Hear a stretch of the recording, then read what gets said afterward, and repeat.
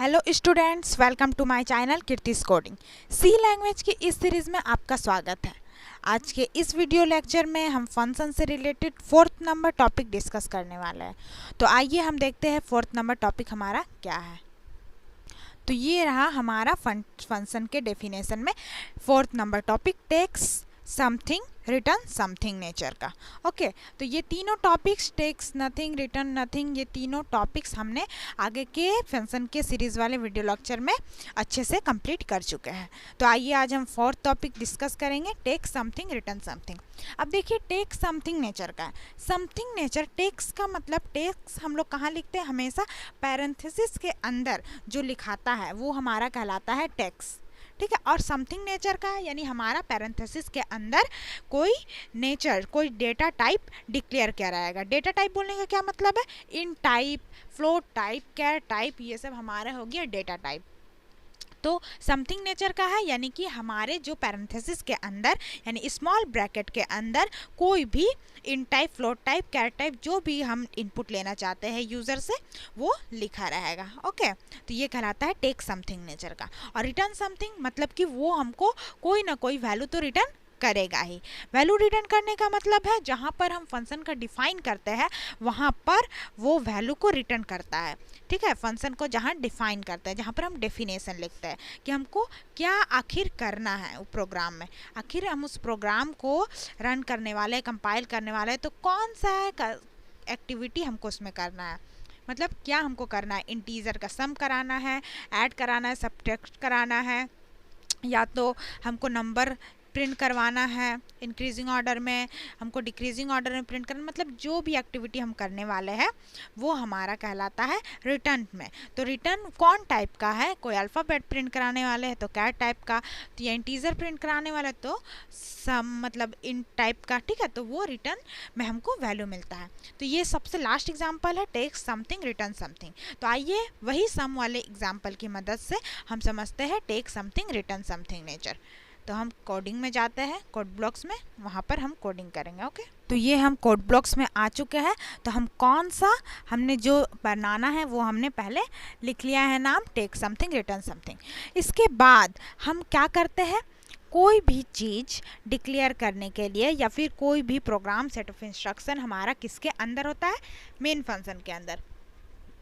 और हमारा यहाँ मेन फंक्शन किससे शुरू होता है? या तो वॉइड से शुरू होता है, यानी कुछ नहीं, या तो हमारा इंट कैर ये से शुरू होता है। तो हमारा देखिए यहाँ पर रिटर्न समथिंग टाइप है, यानी जो मेन फंक्शन स्टार्ट होगा वो इंट टाइप से स्टार्ट होगा, ठीक है। मेन फंक्शन हम इंट मेन से स्टार्ट करते हैं। अब मेन फंक्शन के अंदर मेरा क्या लिखाता है? मेन फंक्शन के अंदर मेरा लिखाता है क्या?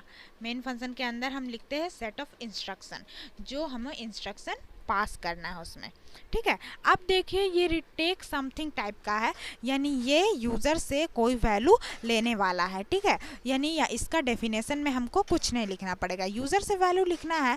और टेक समथिंग नेचर का है रिटर्न समथिंग, तो जहाँ पर हम डिफाइन करेंगे, ठीक है, मतलब जहाँ पर हम वैल्यू को डिफाइन करते हैं, यानी जहाँ पर हम डेफिनेशन लिखते हैं वो हमारा ओनली रिटर्न टाइप होगा, उसमें हम कुछ भी नहीं लिखेंगे।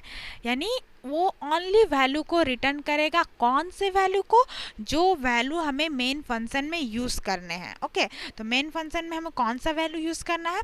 जैसे हमको 3 नंबर का सम कराना है, तो इन टाइप में हम 3 नंबर ले लिए हैं, ए कॉमा बी कॉमा सी।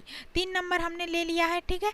एक सम ले लेते हैं जहाँ पर हमको सम करना है, सम टाइप का एक वेरिएबल मान लिए। अब उसके बाद हम प्रिंटफ की सहायता से 3 नंबर एंटर कराएंगे और स्कैनफ की सहायता से यूज़र से वैल्यू लेंगे। ओके, तो हम प्रिंटफ की सहायता से हमने 3 नंबर को एंटर कराया और यहाँ पर स्कैनफ की सहायता से यूज़र से वैल्यू ले लिया, ठीक है। ये तो हम कर चुके हैं, बट अब हम फंक्शन को हमको रन कराना है, यानी 3 नंबर्स को हमको ऐड करना है। चूँकि हम ये फंक्शन टॉपिक पढ़ रहे हैं इसीलिए हम वहाँ डायरेक्ट नहीं लिख सकते, यानी हम कोई भी वैल्यू को रिपीटेडली हम उसको रन करवा सकते हैं। ओके, तो अब हमको क्या करते हैं? हम लोग फंक्शन को कॉल करते हैं। मेन फंक्शन के अंदर फंक्शन को कॉल किया जाता है। और फंक्शन को कॉल कैसे किया जाता है? फंक्शन का नेम एंड पैरेंथेसिस के अंदर। तो फंक्शन का नेम पहले हमको डिफाइन करना पड़ेगा, यानी फंक्शन को डिफाइन करना है। तो चलिए हम फंक्शन को डिफाइन करते हैं। तो फंक्शन को डिफाइन जैसे हम पहला बात ये टेक समथिंग और रिटर्न समथिंग नेचर का है, यानी जो भी फंक्शन हमारा रहेगा वो कोई टाइप का होगा, चाहे इंट, केर या वॉइड नहीं होगा। तो इंट टाइप का हम ले रहे हैं नंबर, क्योंकि इंट टाइप का है इंटीजर, और चूंकि हम ऐड फंक्शन को कॉल करा रहे हैं तो मान लीजिए हम ऐड नाम हम दे दिए, ठीक है। अब उसके बाद पैरेंथेसिस, ये हमारा हो गया डेफिनेशन, ये डेफिनेशन बन गया है। अब इसके अंदर हमको सेट ऑफ डेफिनेशन लिखना पड़ेगा, ठीक है, और वहाँ वैल्यू को रिटर्न समथिंग नेचर का, यानी वैल्यू को रिटर्न करवाना पड़ेगा कोई इंटीजर वैल्यू लेके। बट ये इन टाइप का है तो, और टेक समथिंग नेचर होने के कारण हमको पैरेंथेसिस यानी स्मॉल ब्रैकेट के अंदर लिखना पड़ेगा जो हम वैल्यू लेने वाले हैं। तो अब चलिए हम वहाँ पर हमने मेन फंक्शन में ए बी सी वेरिएबल माना है, तो अगर हम पैरेंथेसिस के अंदर इंट ए, इंट बी, इंट सी भी लिखते हैं तो भी कोई प्रॉब्लम नहीं है, बट हम अगर अलग वेरिएबल मानते हैं तो भी कोई प्रॉब्लम नहीं है, क्योंकि यहाँ पर यूज़र देने वाला है वैल्यू, यानी जो वैल्यू यूज़र देगा वही ऐड फंक्शन में ऐड होकर के आपका मेन फंक्शन में रिटर्न होगा जहाँ से फंक्शन का कॉल हुआ है। तो हम इंट, अगर हम इंट एक्स वाई जेड भी लिखते हैं, int X value comma int Y, int X int Y and int Z भी लिखते हैं तो कोई प्रॉब्लम नहीं, वही वैल्यू यहाँ पर पास होगा जो कि मेन फंक्शन हमें देने वाला है। तो इसके अंदर हम एक वेरिएबल मान लेते हैं, जो मान लीजिए डी वेरिएबल मान लिए, जहाँ पर हमको सम कराना पड़ेगा, यानी डी में हमको एक्स प्लस वाई प्लस मतलब X plus Y plus Z का हमें सम कराना है। कौन से X plus Y plus Z? जो मेन फंक्शन में यूज़र ने हमें दिए थे, तो वो सम का काम मेरा यहाँ पर होगा एक्स वाई जेड के फॉर्म में, यानी इंट ए बी सी हमारा कॉपी पेस्ट हो जाएगा किस में? Int X, int Y and int Z में, ठीक है। अब उसके बाद वैल्यू को रिटर्न करेगा, कौन से वैल्यू को? तो रिटर्न करेगा हमारा जो वैल्यू हमें ने सम किया है, तो हमने डी में सम किया है तो यहाँ पर डी का वैल्यू को मेरा रिटर्न कर देगा, ठीक है। तो डी का वैल्यू को मैंने रिटर्न कर दिया। अब देखिए ये वैल्यू को रिटर्न हो गया है, बट कहाँ रिटर्न होकर जाएगा? जहाँ पर फंक्शन कॉल होगा, यानी यहाँ पर मेरा फंक्शन का कॉल होगा। सम इक्वल टू कहाँ पर हमें ऐड फंक्शन बनाया है तो ऐड फंक्शन का कॉल होगा। अब देखिए ये टेक समथिंग नेचर होने के कारण हमें पैरेंथेसिस के अंदर लिखना पड़ेगा कि ये हमारा कौन कौन से वैल्यू को कॉल कर रहा है। तो कौन कौन से वैल्यू को कॉल कर रहा है? ए वैल्यू को कॉल कर रहा है, बी वैल्यू को एंड सी वैल्यू को कॉल कर रहा है, तो वो हमने लिख दिया, ठीक है। उसके बाद हमारा प्रिंट हो जाएगा जो हमने ऐड करके लाया है। प्रिंटफ की सहायता से हम प्रिंट करवा देते हैं जो वैल्यू ऐड करके रिटर्न किया है। किसने रिटर्न किया है? डी ने रिटर्न किया है, ठीक है। याद रखिए किसने रिटर्न किया है? डेफिनेशन ने रिटर्न किया है, यानी जहाँ पर डी ने वैल्यू सम हुआ था वो रिटर्न किया है, वो वैल्यू को हम यहाँ पर सम करवा देते हैं। The some is %d, okay.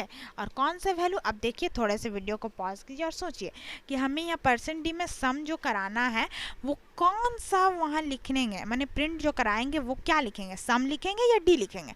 तो हम ये जानते हैं जो भी डिक्लेरेशन स्टेटमेंट के सामने आता है, यानी मेन फंक्शन के अंदर जो भी वेरिएबल हमने माना है वही वेरिएबल का हम यूज़ कर सकते हैं, अदर वेरिएबल का यूज़ नहीं कर सकते, इसीलिए हमने यहाँ पर सम लिखा। यदि हम अदर वेरिएबल का यूज़ कर सकते हैं तो हम यहाँ पर डी लिखते हैं, ओके। यानी कि ऐड फंक्शन के अंदर यहाँ पर डी डिक्लेयर किया है तो यहाँ पर डी का यूज़ कर सकते हैं, ना कि सम का। और सम के अंदर अगर मेन के अंदर सम किया है डिक्लेयर तो ओनली सम का यूज़ कर सकते हैं, ओके। वैल्यू को रिटर्न करा देते हैं। चलिए वैल्यू को रिटर्न करवा दिए हम। अब उसके बाद मेरा पूरा प्रोग्राम तैयार है। अब फंक्शन को डिक्लेयर करने का बारी आया, यानी हम दो टाइप से डिक्लेयर कर सकते हैं फंक्शन को। देखिए पहले डिक्लेयर करते हैं, कॉल करते हैं एंड देन डेफिनेशन। तो फंक्शन को हम एक ग्लोबल डिक्लेरेशन करते हैं और एक करते हैं मेन फंक्शन के अंदर डिक्लेयर। तो ग्लोबल डिक्लेयर करने का मतलब है उस फंक्शन का यूज़ हम कहीं भी कर सकते हैं।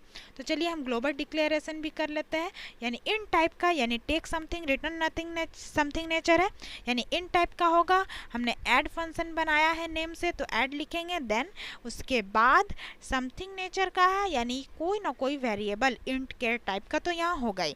तो मेरा इंट टाइप का वेरिएबल माने हैं, और कौन सा हमें डेफिनेशन में लिखा है, int X, int Y, int Z, तो वही हमें यहाँ पर लिखना पड़ेगा। Int X comma int Y comma int मेरा इंट जेड। ओके, तो int X comma int Y comma int Z हमने डिक्लेयर कर लिया सेमीकोलन से एंड। अब इसके बाद आप देखिए मेरा पूरा प्रोग्राम रेडी है। यानी कैसे ये प्रोग्राम एक्सेस करेगा, ये प्रोग्राम डायरेक्ट यहाँ हैज इंक्लूड के बाद ये लाइन जाएगा, डिक्लेरेशन स्टेटमेंट चलेगा, डिक्लेयर किया वैल्यू को, देन मेन फंक्शन चलेगा, मेन फंक्शन में इंट ABC चला, लाइन प्रिंट करा इंटर 3 नंबर, देन स्कैनफ की सहायता से 3 वैल्यू लेगा। उसके बाद जैसे ही sum is equal to add या फंक्शन का कॉल आएगा, डायरेक्ट कर्सर घूम करके यहाँ पर डिफिनेशन के समय आ जाएगा।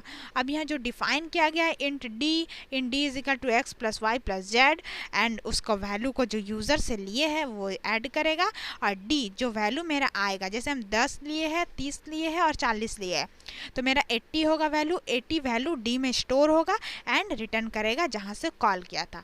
तो ये सम में स्टोर हो जाएगा 80 वैल्यू, एंड देन सम में प्रिंट हो जाएगा। तो इसी प्रकार से सम का ये वाला एक्सेस करेगा। तब हम प्रोग्राम को कंपाइल और रन करके देखते हैं। तो चलिए आइए, तो प्रोग्राम को कंपाइल और रन करते हैं। तो मेरा प्रोग्राम कंपाइल किया एंड रन, इंटर 3 नंबर, तो हम 3 नंबर एंटर किए, ठीक है, 3 नंबर एंटर किए। उसके बाद देखिए 3 नंबर का मेरा सम हो चुका है। अगर हम फंक्शन को और एक बार कॉल कर लेते हैं, यहाँ पर फंक्शन को और एक बार कॉल कर सकते हैं। जितने बार हम कॉल करेंगे उतना बार वो ऐड डेफिनेशन में जाएगा, उतना बार प्रोग्राम रन करेगा और वैल्यू को रिटर्न करवाएगा, ठीक है। तो यही फंक्शन की खासियत है। तो take something and return something nature को हम अच्छे तरीके से समझ चुके हैं। इसके आगे के वीडियो लेक्चर में हम आपको एक फंक्शन का एग्जाम्पल बहुत ही अच्छा से देख के बताएंगे, जिसमें आपको हर एक स्टेप अच्छे से क्लियर हो पाएगा कि किस प्रकार फंक्शन डिक्लेयर किया होता है, और देन फंक्शन का कॉल किस स्टेप बाय स्टेप किस प्रकार होता है। तो आज का वीडियो लेक्चर मेरा यहीं पे समाप्त होता है। आज हमारे चैनल को सब्सक्राइब कीजिए, लाइक कीजिए एंड कमेंट कीजिए, बेल आइकन को जरूर क्लिक कीजिए ताकि हर वीडियो का नोटिफिकेशन आपको मिलता रहे। आप हमारे चैनल को कमेंट जरूर कीजिए, आपको कहीं भी प्रॉब्लम हो आप ज़रूर कमेंट कीजिए। तो हमारा ये 4th टाइप भी कंप्लीट हो चुका है। आप इसको ज़रूर रिवीजन दीजिए एंड जहाँ भी प्रॉब्लम हो कमेंट कीजिए। Thank you students.